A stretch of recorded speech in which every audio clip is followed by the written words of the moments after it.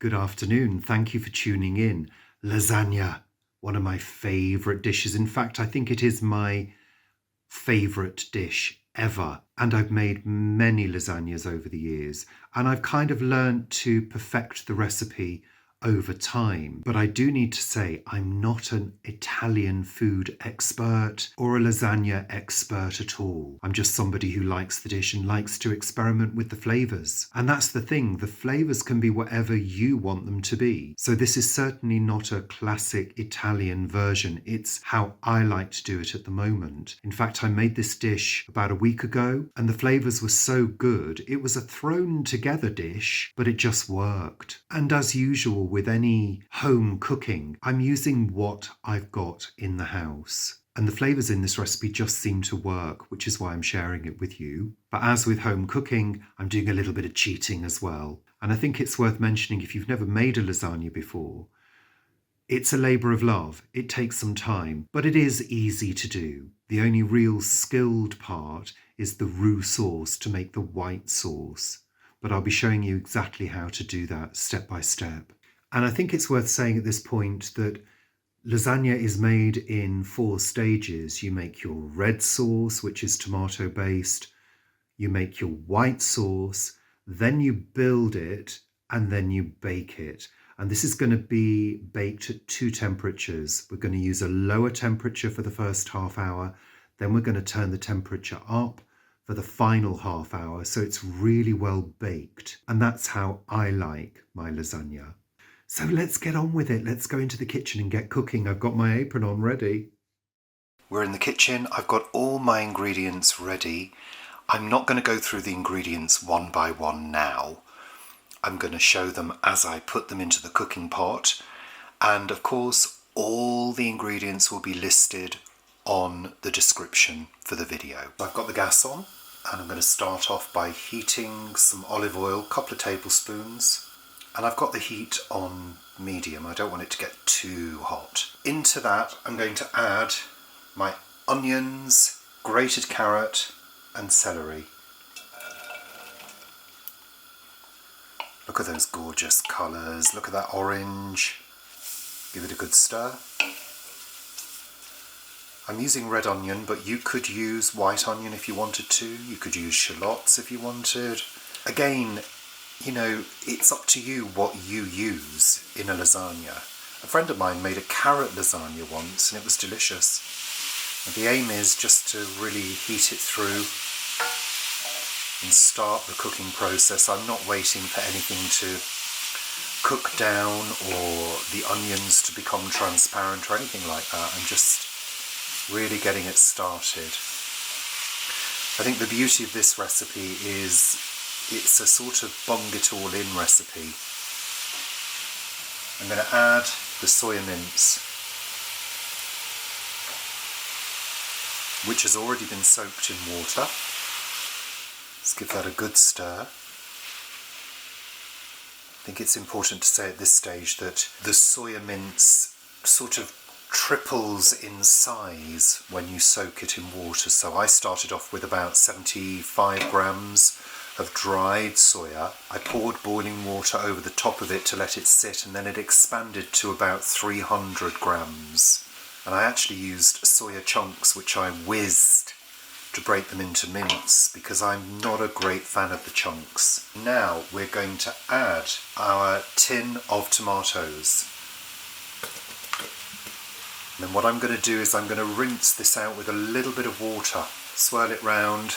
I don't want to waste any of that tomato juice. Give that a good stir, break the tomatoes down a bit. I'd advise you to keep the heat on a sort of medium to low heat. I don't want anything to fry, and I really want the vegetables to start giving up their liquid as well. Now I'm adding frozen garlic, and that's the equivalent of maybe half a bulb of garlic, and 4 frozen cubes of spinach. Let's pop them in. And I guess this would be the equivalent spinach-wise of probably, I don't know, a handful of cooked spinach. And this adds obviously some extra nutrition. and flavour and colour.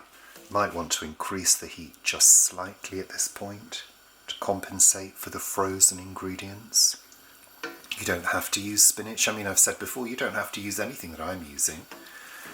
Do what works for you, but you can see how the liquid from these vegetables is starting to come out, which is good. The spinach and the garlic will break down fairly quickly, don't worry. While that's breaking down, we can add a few more ingredients. I'm going to add a dessert spoon of miso paste. It's made from soya beans. Miso paste is a bit sticky, so you really need to work it to mix it in. The reason I'm using miso paste, it adds a real extra level of savouriness to the dish. This dish is no good if you're allergic to soya because I'm using several soya products. Spinach is starting to break down now. We're going to add a few more flavourings. I've got about a dessert spoon of tomato puree, teaspoon of paprika, teaspoon of vegetable bouillon powder and a level teaspoon of ground black pepper. Pop it all in.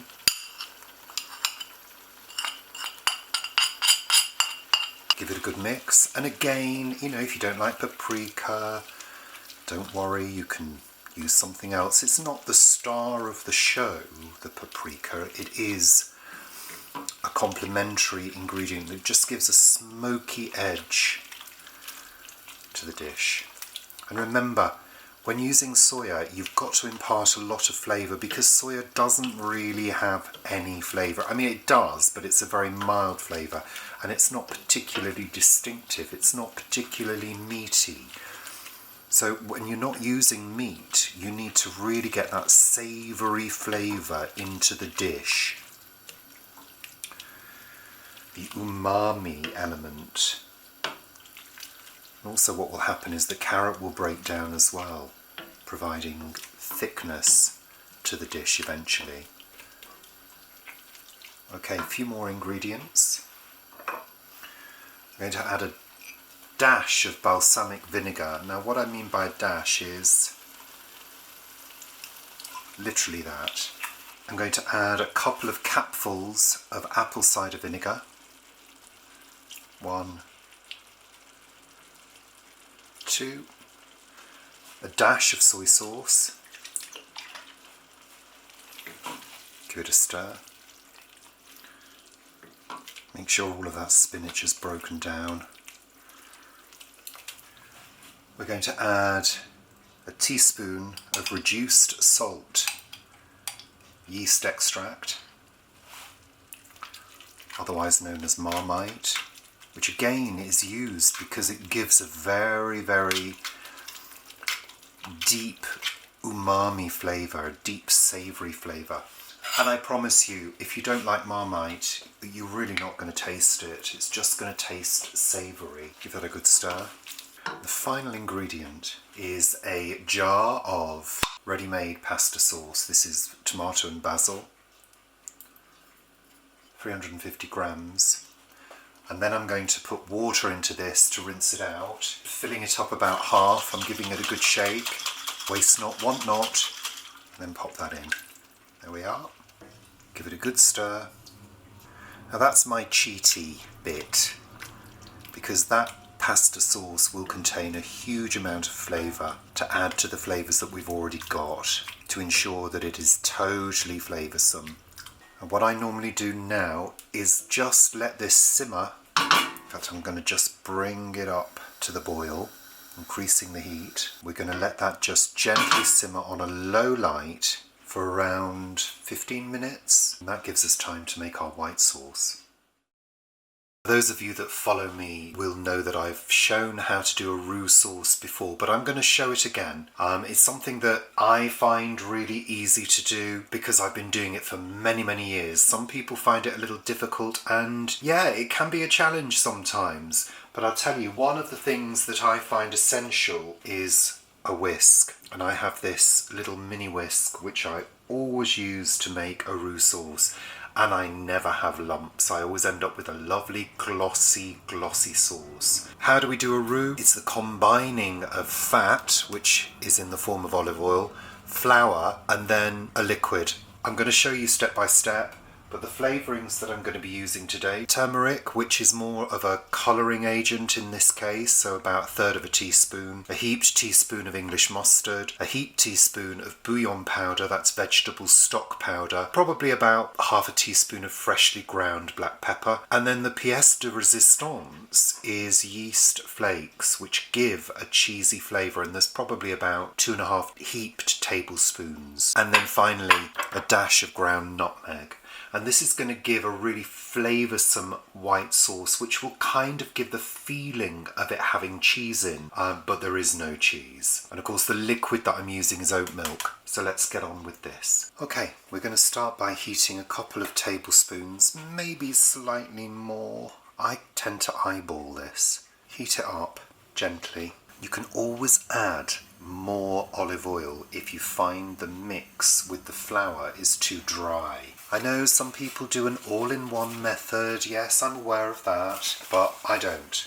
I prefer the traditional Roux method, that's R-O-U-X. I'm going to go in with a heaped tablespoon of plain flour. Let's give it a stir. Make sure at this point that there are no lumps at all. If there are lumps at this stage, you'll end up with lumps at the end. And we're aiming for a glossy sauce. I'm actually going to add a little bit more flour. You do have to work quickly. Ah, that's better. So I want our sauce to be fairly thick. And this is going to sit on top of the lasagna. Now I know some people do alternate red and white sauce between the lasagna layers, but I only do the white sauce on the very top. Now, what we're looking for is this to start bubbling, and we need it to bubble for about 2 minutes. And this is cooking the roux. We don't want it to catch though, and we certainly don't want it to brown, because that would be a brown roux. Okay, so we're going to go in with our liquid now, and this is the part that many people fear, because it can seize. So we need to be stirring as we put the liquid in. Now, some people find it helpful to turn the heat down at this point, but it is on low already, so we're going to go in. Here we are. Keep stirring, keep beating it.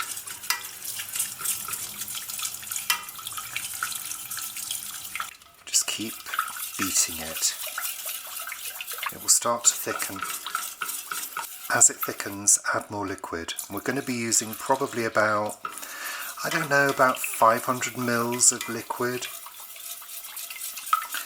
I mean, you could use stock. You could use vegetable stock if you wanted to. If you don't like using any kind of milk substitutes, or you're simply not into thick, creamy, but the whole point of having a white sauce on a lasagna is to have that creaminess on top. It's starting to thicken again. At this stage, what you can do is actually increase the heat slightly, and it will thicken even further. Let's add more liquid. I don't know whether you can see, but that's looking lovely and glossy. You can see it's thickening up again. Really starting to thicken up, so we can add more liquid. Of course, the proper way to make a bechamel sauce is to use milk that's been infused with onion, cloves, bay, black pepper, and then to use that liquid in the making of the roux sauce, and that's a proper bechamel sauce. We can do that if we wanted to, but I'm certainly not going to do that midweek for a dinner. I'm probably going to do that kind of thing for a special dish, which we did actually at New Year for our friends. We made moussaka. Well, I made moussaka using a proper bechamel sauce, and that was absolutely knockout. Right, it's really thickening up again, so we can add more liquid.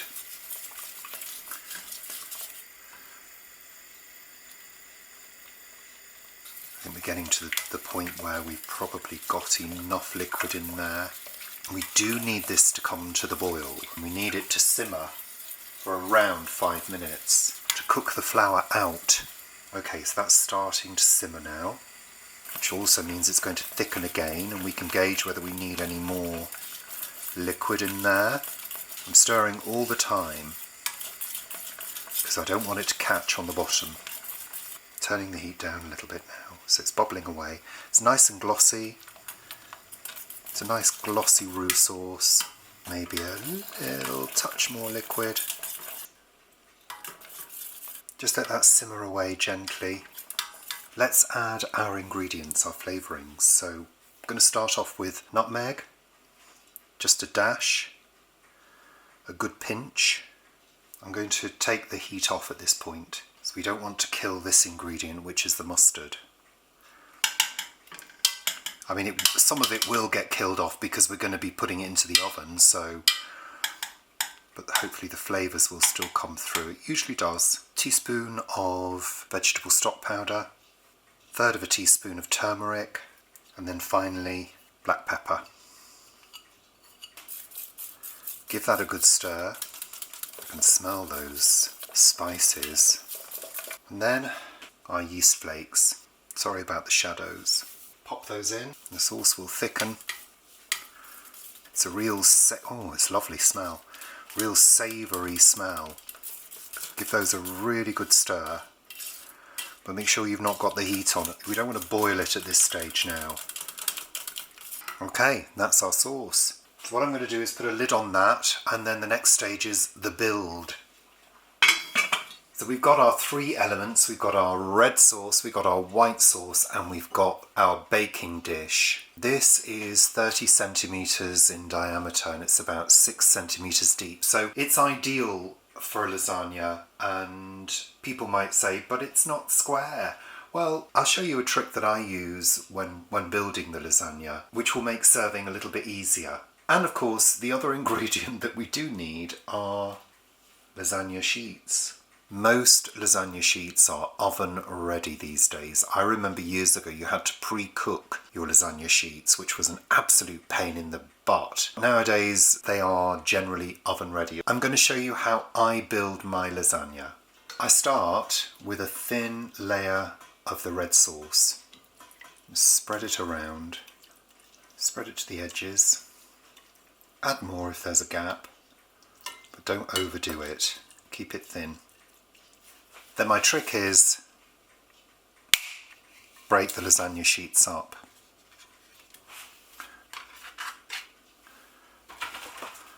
This makes it so much easier when serving. It really does. You're doing like a bit of a jigsaw.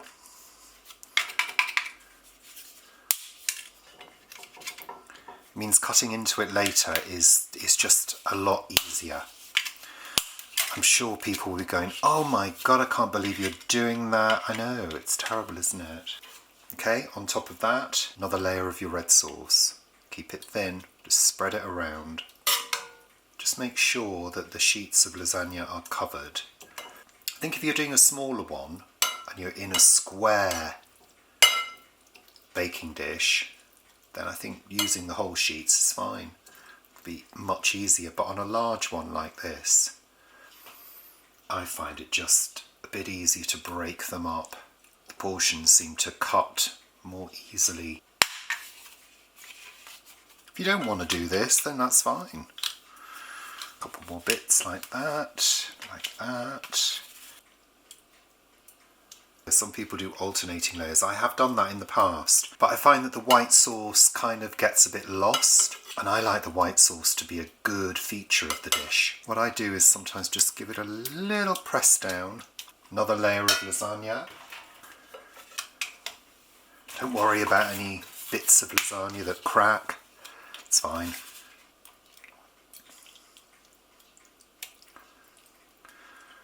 I seem to have the knack of making exactly what I need. I think that's experience, knowing your baking dishes and things like that. Because I'm right at the end now of the sauce, which is great. There's a little bit of sauce left. That can go into a soup for lunch. Now, another layer of lasagna to finish off. Now for our white sauce. Pour that all over.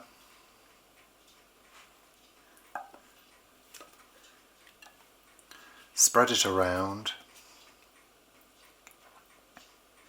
I notice there is a gap here between the top of the actual lasagna and the edge of the bowl, because there will be a little bit of expansion that goes on as the pasta cooks.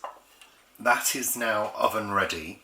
It's going to cook in 2 stages. You're going to put it into a preheated fan oven on 160 degrees centigrade, and that's going to cook for about half an hour. After half an hour, increase the heat to 190 and cook for another 30 to 35 minutes. That is going to give you a golden brown baked in lasagna with slightly crispy edges. If you like it less well done, then reduce the cooking time a little bit, but that's how I like my lasagna. Obviously it's up to you how you do yours. Some people like it a little less cooked, but I like that really baked in flavour. So this is actually for our dinner tonight, so I'm going to cover this in foil and I'm going to bake it later for our dinner.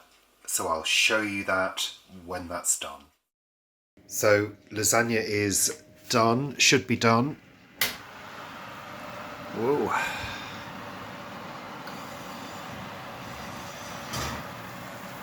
Oh yeah, that's well done. Oh, gorgeous. Let's turn the oven off. It's bubbling away. That looks great. So now to serve. So I'm doing this with only one available hand. What I normally do is use a knife and cut around the edge first of all.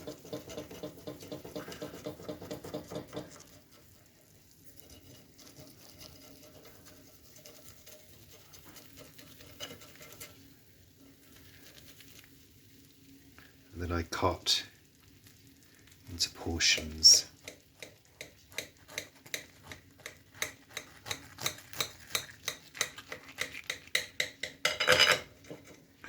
I'm going to cut this into 4.